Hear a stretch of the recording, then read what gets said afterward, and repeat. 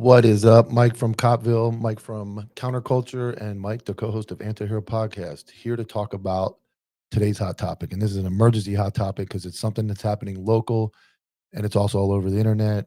See two deputies involved in a smacking, attempted smacking, close distance encounter where there are multiple things being said that I think are wild and being justified, and I want to break it down real quick.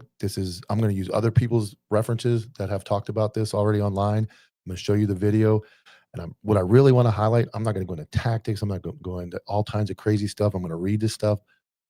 But the sheriff's office puts out a statement that basically justifies what happened. This is called luck. The fact that nobody was injured, nobody got hurt. These deputies are still here, not injured beyond something that causes us to like have a ceremony or something for them, or they're lucky. And this is what happens when agencies start pushing lucky incidents out on the internet and then justifying the actions. I've already seen comments from people, you know what, I don't care about friends anymore locally. You guys can pump it up like these guys need to be commended and all that. No, you don't commend lucky. You don't commend people not knowing how to train and being trained. It's ironic it comes today where they cut jujitsu out of the budget and they removed it from the officers being able to use it. An excellent resource. But does this guy, I'm going to play the video in a second. Does this guy deserve to be beat up and knocked around? Absolutely not. Some people, the comments say that. Do his teeth need to be knocked out? No. Does he need to be punched, beat up? No. There are problems with this video. Distance, the cover officer just nobody's doing anything. You should never put yourself in this situation. But then the sheriff's office releases a statement in the video justifying the officer's actions and commending it. Nonsense. So let's start out with the video. No sound. I just take it in. I'll play it a couple of times. Take it in. Lucky. Big kid, taller than both dudes. I don't know, is he kissing him? Is he biting him? I don't know what's going on here. These control tactics here are trash. There's no control of this guy. So, standing too close. This is a guy who is mentally ill, whatever. He's bigger than the dude talking to him. You have a backup officer. Distance is trash. Everything about this is trash. And the outcome is luck. We'll watch it one more time.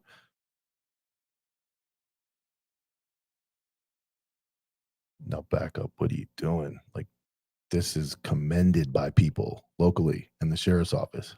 All right. So let's remove that. Let's go to the sheriff's office.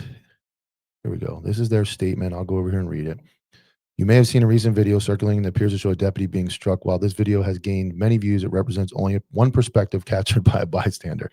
We invite you to also view the incident on the deputy's deputy's perspective as he recorded on the body cam. It's worse.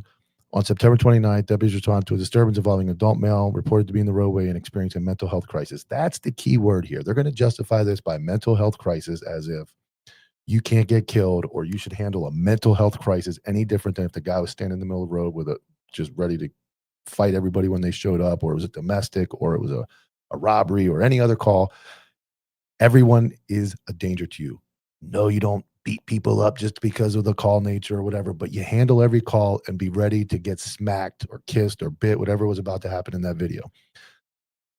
Let me see. Deputies attempted to de-escalate the situation through communication.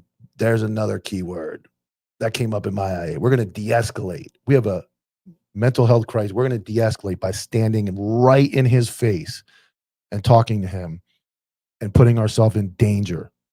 To the Indian River County Sheriff's Office, de-escalation means danger. You put yourself in danger and hope that nothing happens so we can have a nice outcome and the video looks great because I'm too scared to stand in front of a podium and support my guys and stand up for sometimes violence and what has to happen. So de-escalate, another key word. At one point, the subject became aggressive and attempted to strike the deputy. Although it appears from the bystanders' view that the deputy was struck, he was not hit. Another justification. He really wasn't smacked, so it was okay.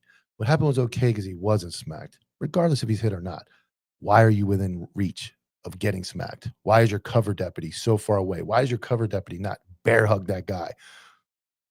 I'll get away from the tactics. Recognize this subject behavior was a result of mental health condition. Deputies both were trained in crisis intervention using appropriate techniques to safely take him into custody without injury.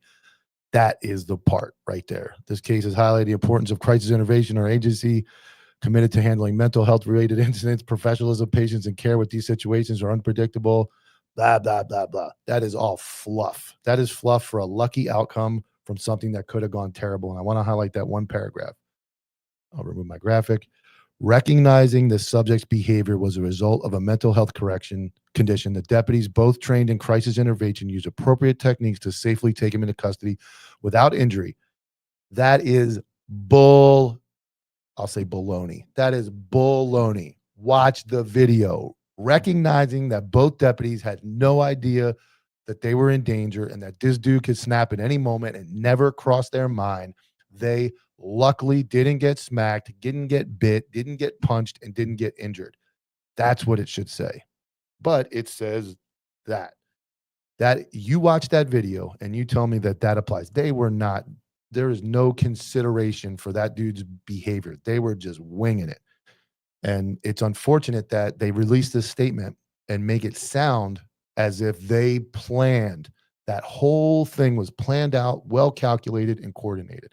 And I know for a fact, deputies that work there are not happy with what happened. They're not happy with the outcome. They're not happy with the way those two guys handled that call. But your fluff and your guys that are up the sheriff's ass are they've already posted on the internet. Oh, this is a great job. This is amazing. It's not amazing. It's not amazing. It's not great. Nobody should be dealt violence just for what he did. But there are times when violence and de-escalation they just don't go together. You can't de-escalate. You have to be quick and take care of something.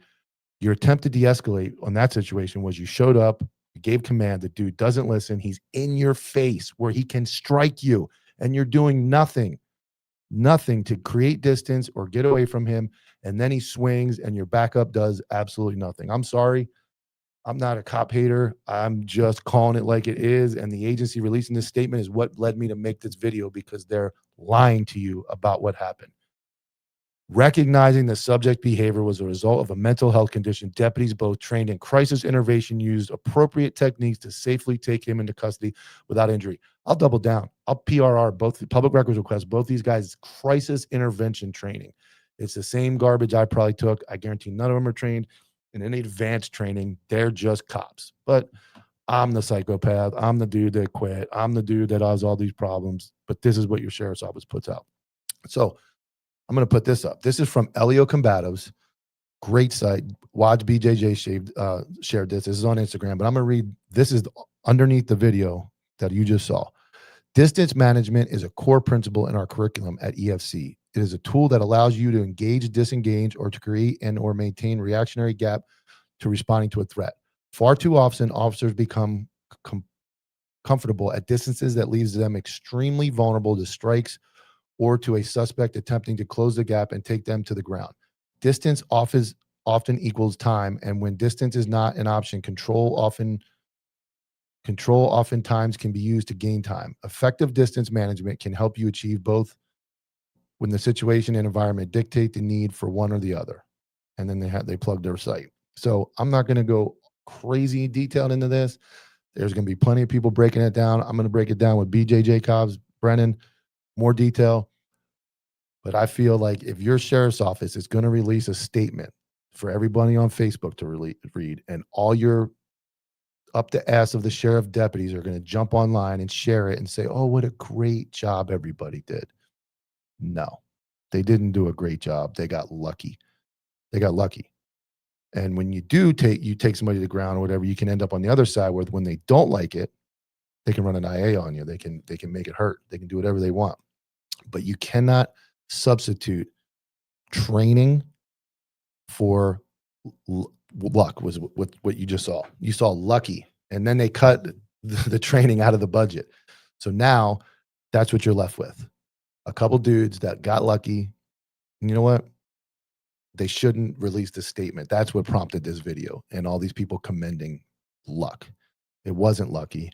It was lucky. It wasn't skill. It wasn't crisis training. It wasn't anything else. It was two dudes not doing the right thing, not properly trained, not ready for that encounter with a mentally ill person. distance is the number one thing, and they didn't have it. And the sheriff's office releases a statement that they did everything great. So that's my 2 cents. That's 10 minutes and some change of my breakdown initially of the video. We'll dive more into it at another time.